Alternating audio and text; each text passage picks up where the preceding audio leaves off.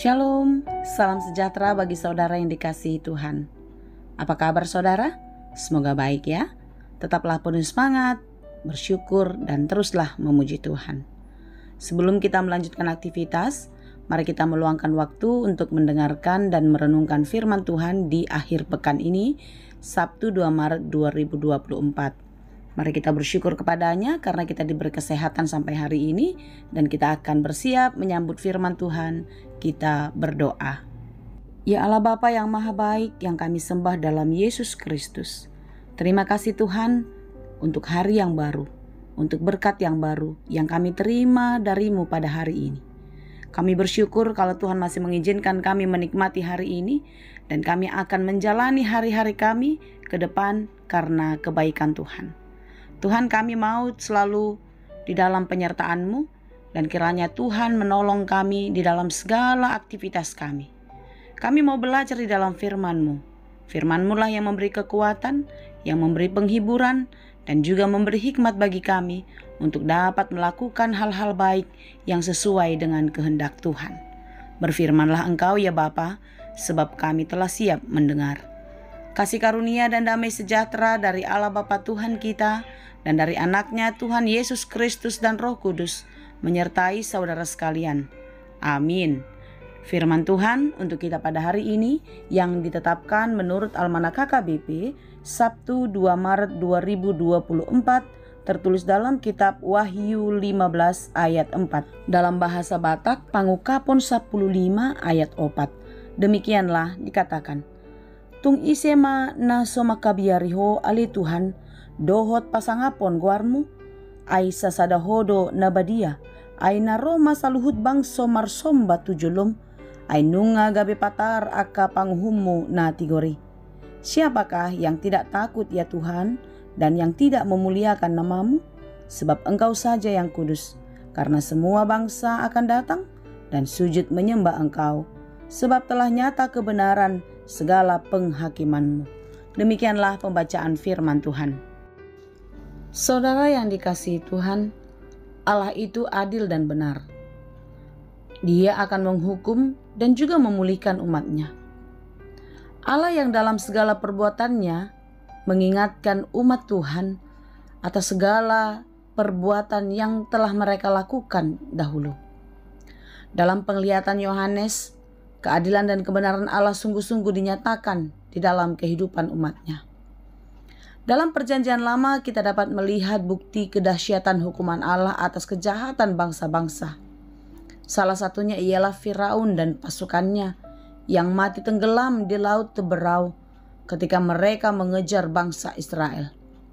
Mereka mati di dalam penghakiman Tuhan karena kejahatan mereka memperbudak bangsa Israel di Mesir. Begitulah halnya juga di dalam kehidupan di masa yang akan datang, yakni menjelang akhir zaman. Kedahsyatan murka Allah pun akan berlipat ganda. Semua yang belum bertobat, yang berdosa, akan binasa. Dalam Wahyu 15 ini, puncak kemurkaan Allah dilukiskan melalui ketujuh cawan yang berisi malapetaka yang mendatangkan kematian dan kehancuran dunia dan segala isinya. Itu boleh kita baca dalam ayat 1 di pasal 15 ini. Dan aku melihat suatu tanda lain di langit, besar dan ajaib, 7 malaikat dengan 7 malapetaka, terakhir karena dengan itu berakhirlah murka Allah. Dan setelah itu juga di ayat 2 dikatakan, dan aku melihat sesuatu bagaikan lautan kaca bercampur api, dan di tepi lautan kaca itu berdiri orang-orang yang telah mengalahkan binatang itu dan patungnya, dan bilangan namanya pada mereka ada kecapi Allah. Lautan yang dimaksud di sini adalah kita membayangkan lautan Teberau, dan kita boleh membayangkan juga bagaimana umat Israel melihat kemusnahan Firaun dan pasukannya, sehingga mereka sungguh-sungguh menaikkan nyanyian pujian syukur kepada Allah karena mereka bisa lepas dari kejaran Firaun. Itu boleh kita baca di dalam Keluaran 15. Saudara-saudara yang dikasihi Tuhan, umat Tuhan bertarung melawan kekuatan antikristus. bertarung melawan orang-orang yang tidak suka kepada perbuatan-perbuatan baik yang dikenan oleh Tuhan. Dan tentu di dalam pertarungan itu, umat Tuhan haruslah mampu mempertahankan imannya, mempertahankan hatinya untuk tetap percaya kepada Tuhan, sekalipun mereka ditindas dan bahkan terancam kehilangan nyawa. Ya, di mata dunia kematian umat Allah merupakan kekalahan.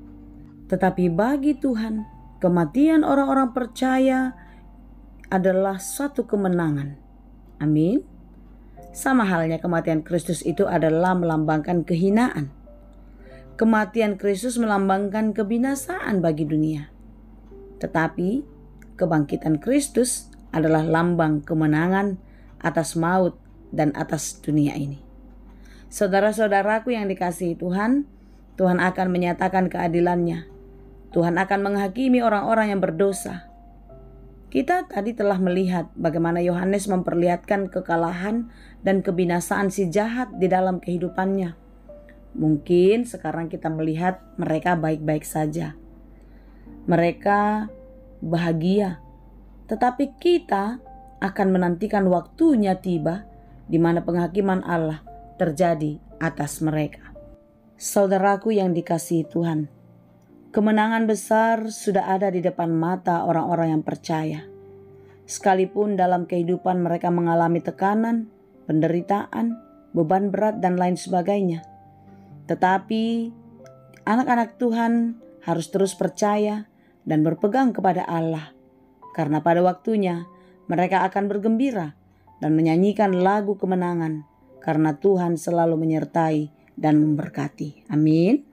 Kita boleh membacanya dalam Wahyu 15 ayat 3. Saudara-saudara yang dikasihi Tuhan, renungan kita pada hari ini pun merupakan suatu kesaksian bahwasanya Tuhan itu adalah yang maha kuasa, yang adil dan benar, dan segala jalannya baik bagi semua orang. Oleh sebab itulah, seluruh umat, semua bangsa akan sujud menyembah Dia. Dalam kemahakuasaan Allah membuat semua orang, semua bangsa yang kuat tahu bahwasanya kekuatan mereka tidak ada apa-apanya dibandingkan kekuatan Allah. Kemegahan, kekayaan yang mereka miliki tidak ada artinya dibandingkan kekuatan dan kemahakuasaan serta kekayaan Allah.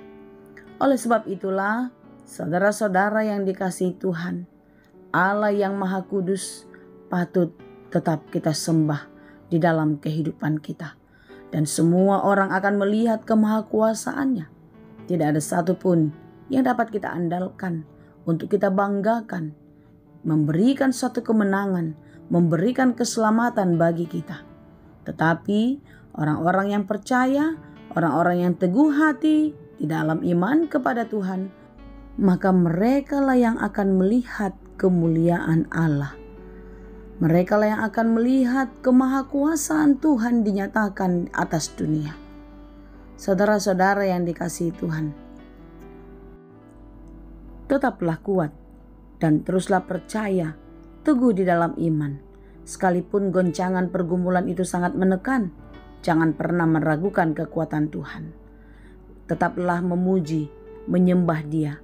Dan biarlah kita boleh menunjukkan Dia adalah Allah yang dahsyat, Bapa yang baik, yang setia memelihara kehidupan kita. Tuhan memberkati. Amin. Terima kasih Tuhan untuk firman-Mu hari ini. Biarlah kami sungguh-sungguh mengakui Engkau Allah yang maha kuasa, Allah yang maha besar, yang memelihara kehidupan kami. Sehingga hanya Engkaulah Bapa yang kami sembah. Engkaulah yang kami puji di dalam setiap kehidupan kami. Jangan biarkan kami jatuh ke dalam dosa. Jangan biarkan kami mengandalkan dunia.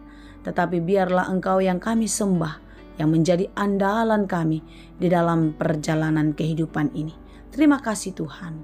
Dalam Yesus kami berdoa. Anugerah Tuhan kita Yesus Kristus, kasih karunia Allah Bapa, dan persekutuan Roh Kudus, itulah kiranya yang menyertai dan memberkati kamu sekalian. Amin.